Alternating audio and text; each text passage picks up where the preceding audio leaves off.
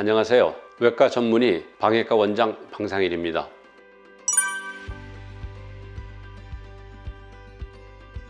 귀에 몽우리가 생겨갖고 오는 경우가 참 많습니다. 진찰을 해보면 크게 세 가지로 나눌 수가 있습니다. 가장 흔하게 올 수 있는 게 첫 번째 모낭염, 두 번째 피지낭종, 냄새나는 기름이 들어가 있는 주머니가 있는 경우가 있고, 세 번째 오랜 시간이 지난 다음에 상처 자국이 커져서 생기는 켈로이드라고 생길 수가 있습니다. 첫 번째 모낭염은 세균 감염에 의한 거기 때문에 항생제 치료만으로도 충분히 수술 없이 완치가 가능합니다. 두 번째 피지낭종인 경우는 그 안에 진주알처럼 주머니가 들어가 있고 버터나 치즈처럼 냄새가 나는 기름이 들어 있습니다. 따라서 피지낭종인 경우에는 최소 절개를 하여 속에 있는 주머니를 완전히 제거해줘야 재발을 하지 않습니다. 세 번째, 켈로이드의 경우 오랜 시간 동안 모낭염 혹은 피지낭종이 반복되면서 섬유화가 진행이 돼서 생긴 켈로이드는 수술을 하면 할수록 점점 더 커지기 때문에 손대지 말고 가만히 놔두는 것이 최선의 치료책입니다.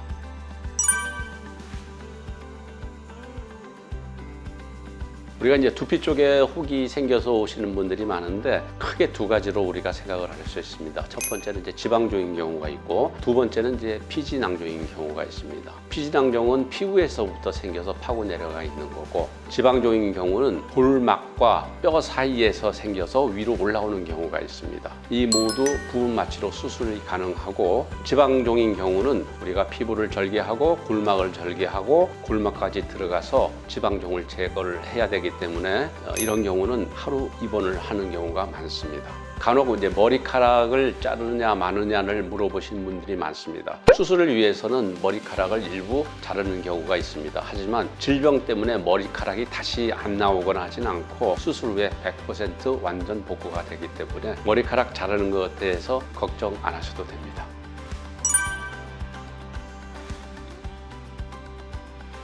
발바닥에 생겨서 보행에 불편을 느끼고 발바닥이 아파서 오는 경우가 많습니다. 저희가 임상적으로 보면 크게 이제 세 가지 경우가 있습니다. 우리가 흔히 알고 있는 티눈, 두 번째 피지낭종, 세 번째 결절종, 이 세 가지가 가장 흔한 질병들입니다. 티눈은 우리가 잘 알다시피 굳은 살이 박힌 거죠. 이거는 부분 마취해서 티눈을 절제하고 이쁘게 한두 반을 봉합을 해주면 완치가 됩니다. 두 번째 피지낭종 혹은 결절적인 경우는 우리가 초음파 검사를 통해서 진단을 할 수가 있습니다.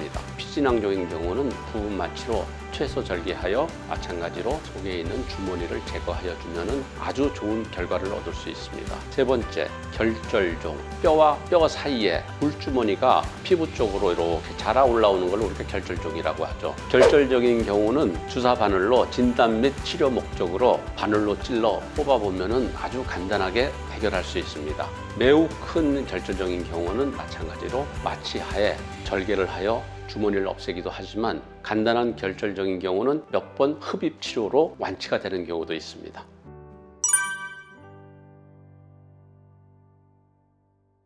피지낭종의 주머니가 제거가 안 되면 썩는다. 좀 과도한 표현이긴 합니다. 피지낭종을 제일 수술하기 좋은 적기는 염증이 없을 때, 즉 귤 껍질을 까서 속에 있는 귤을 깨끗하게 꺼내는 것과 같이 수술을 하게 되면 재발을 하지 않습니다. 하지만 감염이 되어 있는 경우는 피지낭종 주머니가 다 녹아서 근처에 근육까지 다 파고 들어가 수술하고 1, 2개월 후에 다시 올라올 확률이 되게 많습니다. 재발률이 많아지는 거죠. 따라서 염증이 오기 전에 수술을 하는 것을 적극 권해드리겠습니다.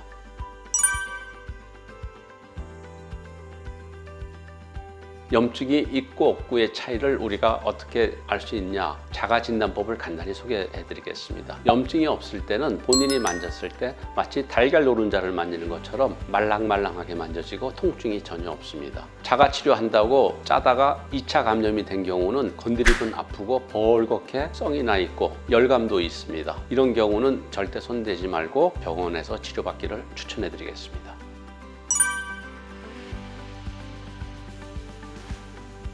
방해과에서 피지낭종 제거술은 약 2 내지 3mm 정도만 최소 절개를 하여 한 바늘 정도만 봉합을 합니다. 수술 당일날 모든 정상생활을 똑같이 하셔도 상관없습니다. 다음 날부터 샤워를 하고 열어놓은 상태에서 일상생활을 하도록 권장해드리고 있습니다. 우리가 알고 있는 수술 부위에 물이 닿으면 큰일 난다. 이거는 우리가 잘못 알고 있는 상식입니다. 수술 후 1주에서 2주 후 상처 상태에 따라 실밥을 뽑게 되면 그때부터는 모든 운동을 다 하셔도 됩니다.